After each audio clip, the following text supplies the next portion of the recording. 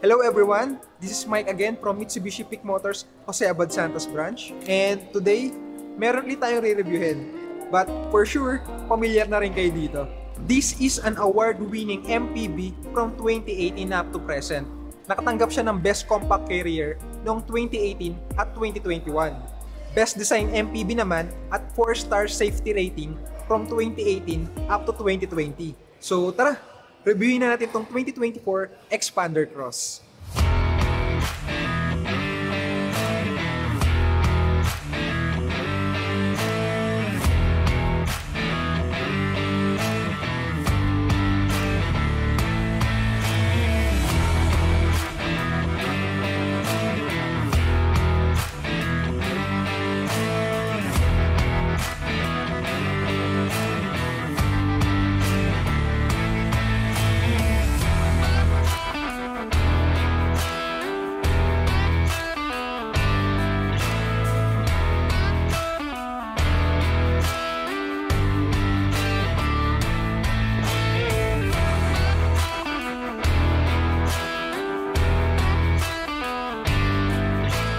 Crossover design.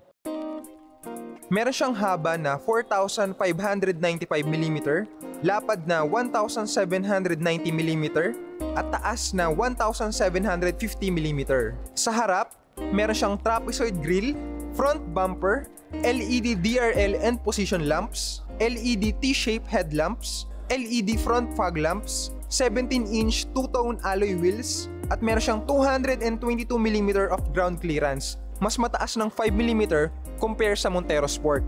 Dito naman sa likod, meron tayong rear bumper, T-shape LED combination lamps, rear spoiler, fin-type antenna, at glossy black roof rails. Dito naman sa loob, meron tayong navy soft interior pads. Ito yon. And then dito sa gilid, sa may mga pinto, meron tayong ditong door trim soft interior pads. Ito sa harap, meron tayong 8-inch LCD meter cluster. Hindi lang masyado makita kasi madilim. And then itong sa steering wheel natin, ito ay 4-spoke leather wrap steering wheel with thumb rest. Yan, dito yung thumb rest. Yan, dito banda.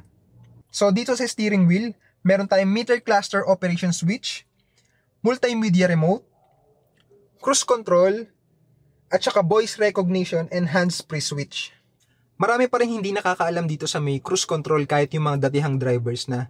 So kapag may mga client ako, kapag nagre-release ako, pinapaliwanag ko sa kanila kung paano ino-operate to.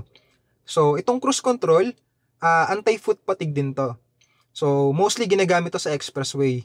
So ang pinaka-function nito, manibela na lang yung hahawakan nyo. Hindi na kayo tatapak sa accelerator. So masaset nyo lang siya kapag tumatakbo kayo ng 45 km/h. So para maset nyo siya, pipindutin nyo lang tong timer. Yan, magdi-display dito sa meter cluster yan, same ng icon. Then after nun, pindutin nyo lang itong pababa tong set. Tapos, set nyo lang yung desired speed nyo. Then, kung gusto nyo nang stop, pindutin nyo lang tong cancel or tapakan nyo yung brake pedals. Roominess. Dito naman sa luggage floor, kapag tinambol yung second row, meron siyang ratio of 60/40. Sa third row naman, meron siyang 50/50 without bumps or gaps. Meron ding 1,630 liter of full flat volume itong Xpander Cross. Kaya naman lahat ng madadalhin yung gamit, siguradong kasyang-kasya dito. Meron siyang opening height of 1,105mm and opening width of 445mm. Kaya naman hindi mahirap lumabas at pumasok ng sasakyan. Omotenashi.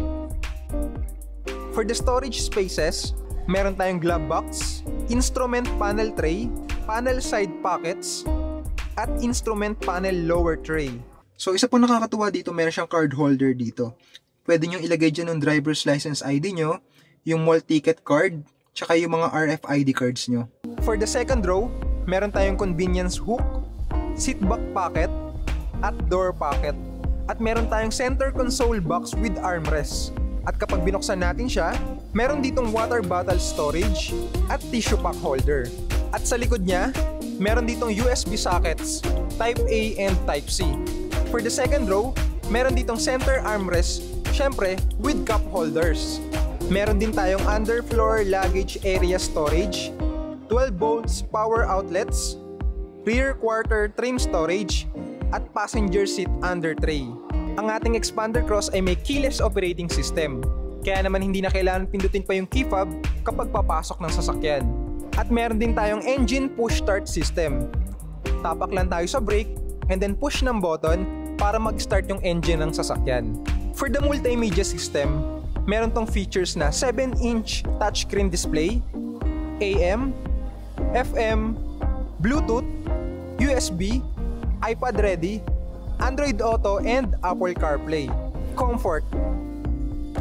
For the seat material, meron siyang synthetic leather seats with heat guard. Sa first row, meron tayong manual aircon digital type system. Meron itong max cool para maset yung blower into its maximum speed and cooling. Perfect to para mapabilis palamigin yung sasakyan kapag kakapasok pa lang natin. For the noise, merong sound insulation film in between of the windshield para ma-reduce yung sound na papasok sa loob ng sasakyan. Kaya pag nasa loob kayo ng Xpander, talagang sobrang tahimik. Naka-electric power steering na rin tong Xpander Cross. Kaya naman talaga napakadaling i-drive kahit sa mga baguhan. For the front suspension, meron tayong MacPherson Strat Coil Spring and Stabilizer Bar. Sa likod naman, meron itong torsion beam. For the engine, meron itong 1.5 liter Mitsubishi Innovative Bulb Timing Electronic Control System, 4-in-line, double overhead camshaft, 16-bulb gasoline, Euro 4 compliant. For the maximum power, meron itong 105 PS at 6,000 RPM. For the maximum torque, meron itong 141 Nm at 4,000 RPM. It also has a 45 liter of fuel tank capacity. Reduce na rin ng engine noise because of the molybdenum disulfide to lower the friction. For the transmission, this is a 4-speed automatic with overdrive off button. So para saan ba yung overdrive off button? Pinapalakas ito yung hatak ng sasakyan during uphill, downhill, tsaka kapag nag-overtake tayo. And then ito talaga yung pinaka-paborito ko sa lahat. Itong EPB o yung electronic parking brake. Wala na yung lever type. Naka-electronic na siya. So hati siya sa dalawang function. Yung parking, tsaka yung auto hold. So sa may parking, so ito yung usual na alam natin kapag mag-handbrake tayo or kapag magpa-park. Para mag-engage at disengage siya, push nyo lang siya pataas tsaka pababa. So ito namang auto hold, ang pinaka-function nito is anti-foot fatigue. So kapag mag-drive tayo, halimbawa, kapag mag-start ng sasakyan, click nyo lang siya para mag-activate. And then kapag hihinto na tayo, halimbawa, nag-stop yung signal, tatapak tayo sa may foot brake, tama? So pagtapak natin sa foot brake, before ang ginagawa natin, lalagyan natin sa neutral tong transmission, tapos mag-handbrake tayo. Pero dahil dito sa auto hold, wala na yon. So automatic na yun mag-engage yung auto hold sa may meter cluster natin. And then, pwede nyo nang bitawan yung paa nyo doon sa may foot brake, hindi nagagalaw yung sasakyan nun. Tapos, kapag aandar na ulit tayo, halimbawa naka-green na, hindi nyo na kailangan pindutin tong auto hold ulit. Tapakan nyo lang yung accelerator, andar na yung sasakyan. Ang body frame ng Xpander Cross is made of the RISE body, or yung Reinforced Impact Safety Evolution. Ang ginagawa nito, during collision, dinidisperse niya yung force sa ibang direction. Meron din tayong SRS airbags sa driver seat at sa front passenger seat. Magde-deploy lang to kapag tumatakbo yung sasakyan ng 25 km/h.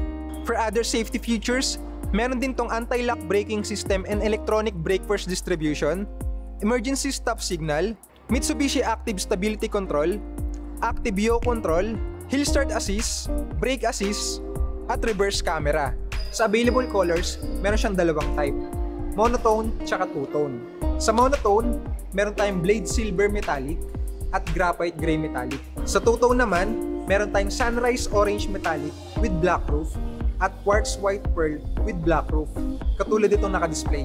So, if you wanted to know more, please contact me sa number na nasa baba or come visit me dito sa may branch namin sa Mitsubishi Peak Motors, Jose Abad Santos branch. So, once again, this is Mike from Mitsubishi Peak Motors, Jose Abad Santos branch. I see you here!